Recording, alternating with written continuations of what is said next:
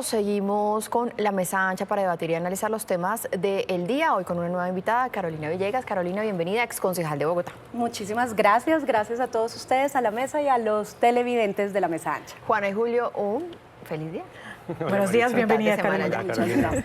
Bueno, hoy vamos a hablar nuevamente del proyecto del Sistema General de Participación que ayer pasó en sexto debate en el Congreso de la República.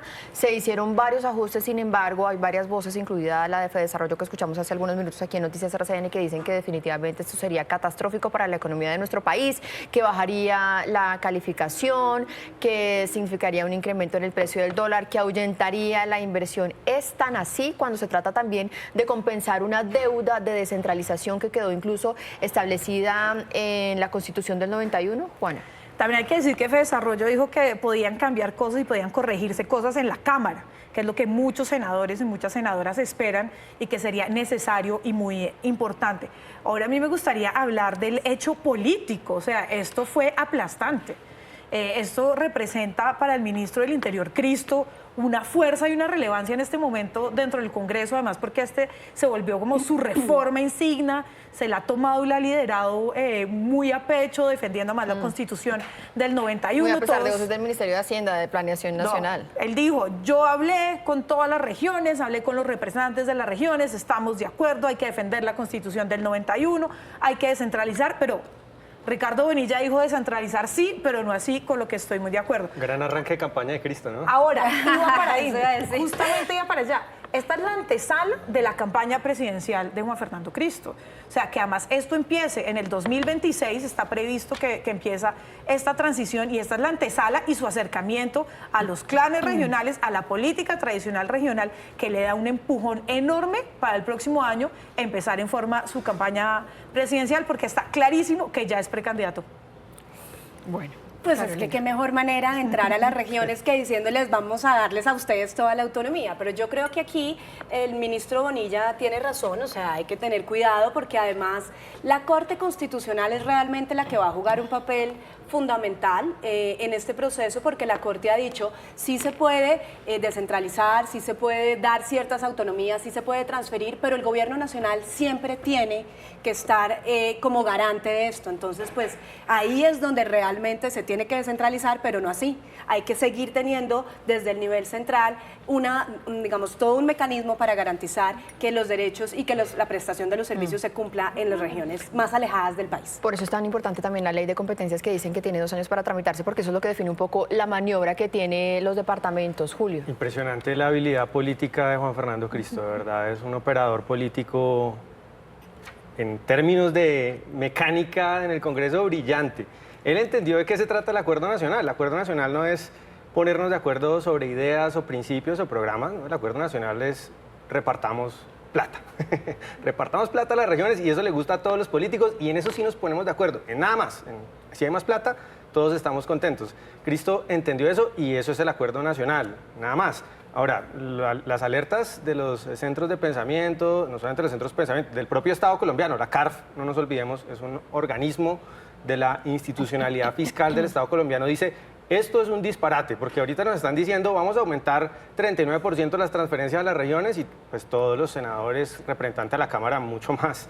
Pues, si esperamos responsabilidad fiscal de la Cámara de Representantes, yo creo que estamos estamos graves, ¿no? Julio, y planeación nacional, el concepto de planeación nacional pone todas esas alertas. Claro. Pues, si Alexander López es la voz responsable, estamos en problemas. Yo quiero poner también algo sobre la mesa, un poco también para tratar de entender el debate, y es que ayer también, bueno, en las últimas horas el ministro Cristo decía, es que tenemos un Estado muy robusto, el funcionamiento del Estado. Si el Estado en sus gastos de funcionamiento lograra apretarse el cinturón para poder derivar parte de esos recursos a las regiones, no se podrían ajustar las finanzas, porque es que también es un reclamo, digamos, más allá de que si es oposición, de que si es un trámite político, de que si está en campaña, si es un reclamo de las regiones el tema de, oigan, denos más plata para ser autónomos. Claro, pero esa plata no se iría directamente en inversión para la gente, sino precisamente lo que se haría es aumentar toda esta burocracia, porque lo que antes manejaban centralizado, unos funcionarios, pues ahora vas a tener en todos los departamentos que aumentar la nómina, entonces finalmente no van a recibir los ciudadanos de a pie esos recursos, sino que muy probablemente pues será una explosión de la burocracia y del gasto corriente. Entonces, pues es, digamos, ahí hay que tener mucho cuidado porque no va a ser tan así. Y claro que hay que descentralizar, o sea, es fundamental que empiece un proceso de descentralización, pero no nos olvidemos cómo funcionan las políticas regionales y territoriales en nuestro país, en unas regiones más que otras. Entonces, también hay una puerta para la corrupción que ya existe, que es uno de nuestros grandes problemas, que deja una gran preocupación e inquietud. Yo lo he explicado los centros de pensamiento, es que no estamos hablando del 1 o el 2% del presupuesto, estamos hablando del 39%. Y gran parte, una tajada, y además cada vez más grande del presupuesto es inflexible porque se va a deuda. Bien, a pagar los TES o la deuda pública o a pagar otro componente de la deuda que son las pensiones.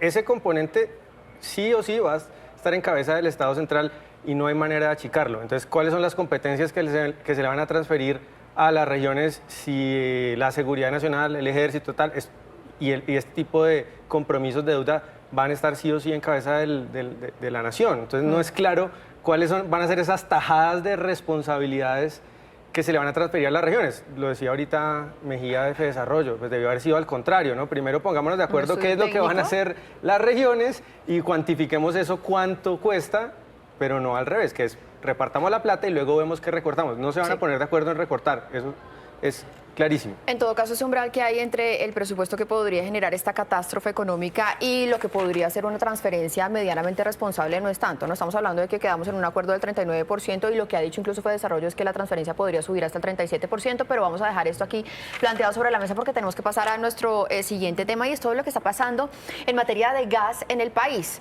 Ayer nos acostamos con la decisión del Ministerio de Minas y Energía de que a partir de mañana empezarían unos racionamientos de gas programados que no afectarían a las residencias. Esta mañana muy temprano trinó el presidente Gustavo Petro y se acaba de colgar en la página ya del Ministerio de Minas una circular en donde se reversa la decisión del ministro de Minas. Aquí ya está la circular que aparece en la página del Ministerio de Minas. Es decir, hasta anoche teníamos un racionamiento, hoy ya no lo tenemos. Lo que sí dice esta circular es que se va a tener que priorizar el suministro de gas, sin que eso signifique racionar.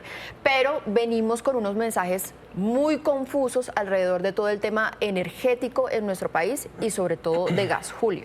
Pues los mantenimientos a este tipo de plantas son necesarios, son indispensables. Me preocupa que esté empezando consideraciones políticas y no técnicas para realizarlo. Y Camacho, también el ministro de Minas, decía algo importante y es que estos mantenimientos, si es que finalmente se realizan, pues pueden tener problemas y eventualidades. Y ahí pasamos, digamos, a un marco más de mediano y largo plazo, o ni tan largo plazo porque estamos hablando de aquí a diciembre, y es la vulnerabilidad en términos de gas que tenemos, de suministro de gas. Ya tuvimos hace algunas semanas un incidente ahí sí hubo un racionamiento de gas vehicular, no se dejó de despachar. Hubo problemas en el suministro de gas vehicular, un tema que no es de gas, pero también está asociado pues, a los hidrocarburos, lo del combustible para aviones. Hay todo un marco de preocupación y Naturgas hace unas semanas alertó que desde el 1 de diciembre la demanda de gas supera a la oferta que está en firme. Hay un déficit.